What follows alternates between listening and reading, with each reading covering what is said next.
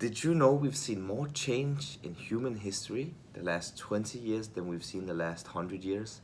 And did you know that even though change is nothing new, what is new is the acceleration that lies behind it?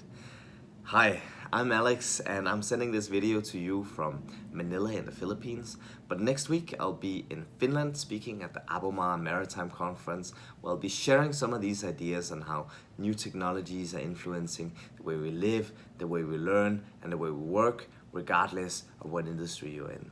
I think it's a very important time for us all to see how the future can be shaped by taking specific actions today, and I think these specific actions needs to be taken with some of these new technologies that are emerging in the landscape. So I'll be giving a keynote on this, and I'll also be having a workshop, and this workshop will specifically work with backcasting, which is a methodology of looking out into the future of where we want to go and bring back some of these methods and ideas that we need to implement today.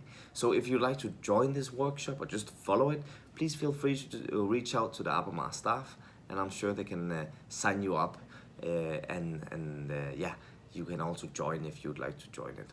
In any case, I look very much forward to see you all. Mabuhay from the Philippines, and I'll see you next week.